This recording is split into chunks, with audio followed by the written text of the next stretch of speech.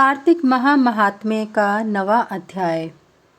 राजा पृथु ने कहा, हे मुनिश्रेष्ठ नारद जी, आपने कार्तिक माह के व्रत में जो तुलसी की जड़ में भगवान विष्णु का निवास बताकर उस स्थान की मिट्टी की पूजा करना बतलाया है, अतः मैं श्री तुलसी जी के महात्म्य को सुनना चाहता हूँ।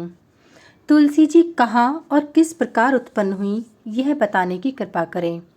नारद जी बोले, राजन, अब आप तुलसी जी की महत्ता तथा उनके जन्म का प्राचीन इतिहास ध्यानपूर्वक सुनिए। एक बार देवगुरु बृहस्पति और देवराज इंद्र भगवान शंकर का दर्शन करने कैलाश पर्वत की ओर चले। जब भगवान शंकर ने अपने भक्तों की परीक्षा लेने के लिए जटाधारी दिगंबर का रूप धारण कर उन दोनों के मार्ग में अवरोध उत्पन्न किया, यद्यपि वह तेजस्वी, शांत, लंबी भुजा और चौड़ी छाती वाले गौर वर्ण अपने विशाल नेत्रों से युक्त तथा सिर पर जटा धारण किए वैसे ही बैठे थे, तथापि उन भगवान शंकर को न पहचान कर इंद्र ने उनसे उनका नाम व धाम आदि पूछते हुए कहा कि क्या भगवान शंकर अपने स्थान पर हैं या कहीं गए हुए हैं। इस पर तपस्वी रूप भगवान शिव कुछ नहीं बोले। इंद्र को अपने त्रिलोकीनाथ होने का गर्व था। उसी अहंकार के प्रभाव से वह चुप किस प्रकार रह सकता था। उसने क्रोधित होते हुए उस तपस्वी को घुड़क कर कहा, अरे, मैंने तुझसे कुछ पूछा है और तू उसका उत्तर भी नहीं देता। मैं भी तुझ पर वज्र का प्रहार करता हूँ, फिर देखता हूँ कि कौन तुझ दुर्मति की रक्षा करता है।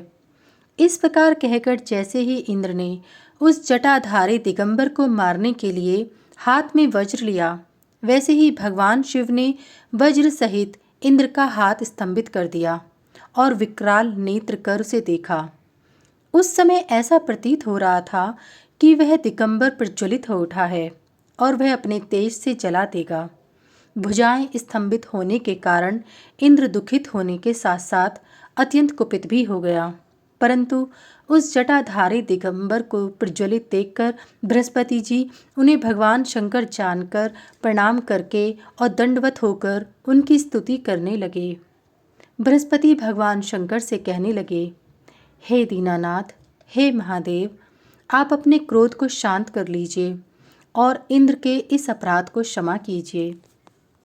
बृहस्पति के यह वचन सुनकर भगवान शंकर ने गंभीर वाणी में कहा, मैं अपने नेत्रों से निकाले हुए क्रोध को किस प्रकार रोकूं।